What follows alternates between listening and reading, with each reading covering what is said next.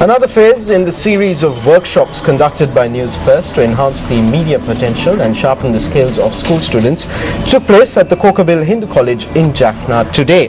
Now, the Newsfirst team was extended a warm welcome by the students at Kokaville Hindu College in Jaffna. The workshop was conducted for students facing the ordinary level and advanced level examinations.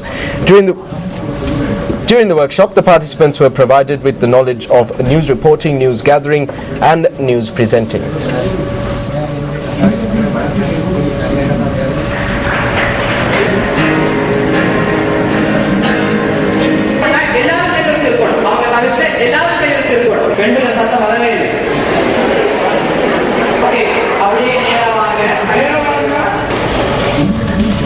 Now, a seminar to raise awareness among public officials on the implementation of the 2014 budget proposals was held in Polonnaruwa today.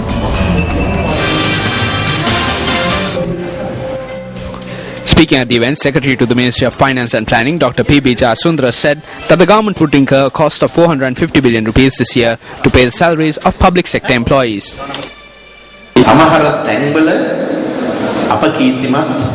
There are disreputable messages in some areas. There is no fertilizer.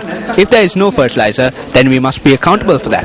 If there is no standard to what we do, then we must be held accountable for it. If there is a delay in making payments somewhere, then the electronic media and the press must not put the government in difficulty. The country cannot be run through the press. Finances cannot be managed through the press. We cannot build reservoirs because it was shown on a TV channel. There may be plenty of shortcomings, but it is the officials that must correct these shortcomings.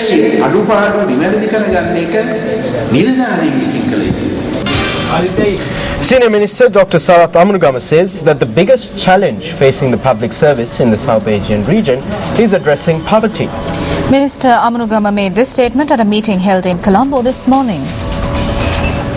Senior Minister Dr. Sarath Amunugama was the keynote speaker at the third meeting of the Chiefs of Public and Civil Service Commissions of SAARC member nations, which commenced in Colombo today. We need to refine constantly the performance. We have to go by performance, by results, and not by procedures. The time has come when we must learn from the private sector that what matters are the results. We cannot afford to delay, because it is through these results that the vast number of people, the poor in our regions, can be brought out of poverty. And that is the biggest challenge that we have through the public service. Yunus Khan and Misbah ul Haq steadied the Pakistani second innings with an unbroken 113 run stand after their team appeared to be heading for a heavy defeat by losing 3 quick wickets on day 3 in the second test against Sri Lanka in Dubai. Meanwhile, earlier in the day, resuming on 318 for 4, Sri Lanka were all out for 388 in their first innings in the morning, losing their last 6 wickets for just 68 runs. Now, Mahela Jayawardene commenced from where he left off on day 2. However, he kept losing partners on the other end. Angelo Matthews was the first to fall today as he was sent back to the dresser for 42 runs. Junaid Khan got the better of Prasanna Jayawardene as he was bowled out for 9 runs. A mix-up between the wickets cost Rangana Herath as he was undone for 6 runs. Mahela Jayawardene, who showed no remorse to the Pakistani bowlers, was dismissed for 129 runs. Sri Lanka were eventually bowled out for 388 runs. Pakistan, who commenced their second innings trailing by 223, started abysmally as left-arm spinner Rangana Herath dismissed opener Ahmad Shehzad at the stroke of lunch, and paceman Nuwan Pradeep struck twice early in the afternoon to reduce them to 19 for 3. That brought Yunus, who completed his 28th half-century in tests, and captain Misbah together, and the pair went about carefully in their rescue mission.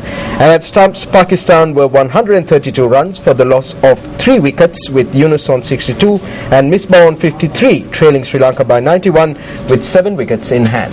Personally, I suppose if they ever set up a women's cricket team in the United States, our Sri Lankan women might be in a spot of trouble. No doubt, Nadeem. Well, that wraps up Primetime News for tonight. I'm Sonali Manigabadige. And I'm Nadeem Majid. Good night and good luck. News First at 9.